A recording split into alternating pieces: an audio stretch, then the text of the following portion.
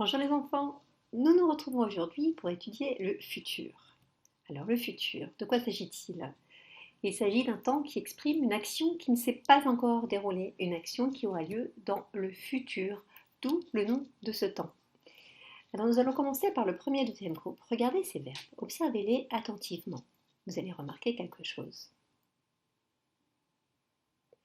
Et oui, vous avez bien vu, pour le verbe travailler, je retrouve exactement tout l'infinitif complet à l'intérieur de ces verbes, de cette conjugaison. Et pour le deuxième groupe, pour le verbe rougir, c'est exactement pareil. Je trouve le verbe rougir à l'infinitif en entier dans cette conjugaison.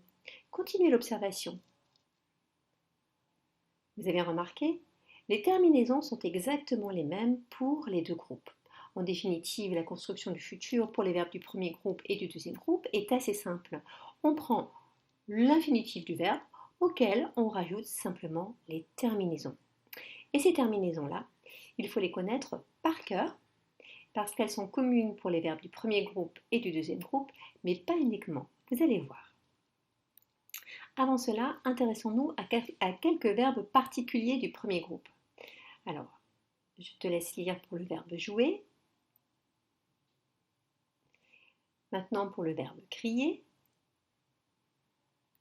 Et enfin pour le verbe remuer.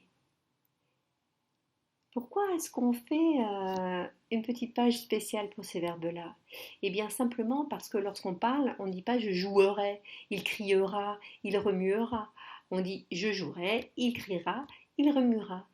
Eh bien voilà, puisqu'on ne prononce pas ce E muet, on a tendance à l'oublier quand on écrit. Donc pour ces verbes-là, les verbes en oué, ié et ié, il ne faut pas oublier d'écrire ce muet au futur. En tout cas, c'est très simple. Si vous conservez la règle que l'on a observée tout à l'heure, on prend l'infinitif et on rajoute la terminaison, on ne ferait pas d'erreur sur ces verbes-là. Passons maintenant au verbe du troisième groupe. Et bien, vous le savez maintenant, le troisième groupe, c'est notre grande poubelle. Alors, nous allons poursuivre l'observation. Voici deux verbes, le verbe dire et le verbe prendre. En observant attentivement, tu vas t'apercevoir qu'ils ont été construits de la même façon. Oui, on a pris l'infinitif auquel on a retiré le E muet et on a ajouté les mêmes terminaisons que tout à l'heure, tu te rappelles? Voici deux autres verbes qui sont construits de la même manière. Observe-les. Eh bien oui, pour le premier verbe, il s'agit du verbe venir. On ne trouve absolument pas l'infinitif ou le radical de l'infinitif dans cette conjugaison. Pareil pour le deuxième, il s'agit du verbe faire. On ne retrouve pas l'infinitif faire dans ces verbes-là. Eh bien oui, il y a de nombreux verbes du troisième groupe qui ont un radical irrégulier.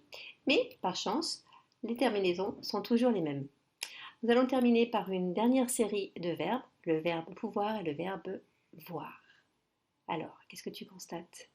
Et oui, comme les verbes de la deuxième série, leur radical est complètement irrégulier, mais en plus de cela, ils prennent deux R. Et bien sûr, tu l'auras remarqué, les terminaisons sont toujours les mêmes. Donc tu vois, pour les verbes du troisième groupe, il y a de multiples façons de construire le futur.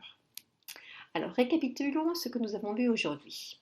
Les terminaisons sont identiques pour les trois groupes et ça c'est une très bonne nouvelle. Les voici, il faut les connaître par cœur. Pour le premier groupe et le deuxième groupe, tu te rappelles ce que nous avons vu? Oui, nous prenons l'infinitif auquel nous rajoutons les terminaisons. Donc cette construction est assez simple. Et enfin, pour les verbes du troisième groupe, eh bien, le radical est variable. Il y a de nombreuses possibilités, mais en tout cas, les terminaisons sont identiques que pour le premier et le deuxième groupe. Voilà, tu en sais déjà, beaucoup sur la formation du futur. Nous nous retrouvons bientôt pour une visio. Au revoir les enfants.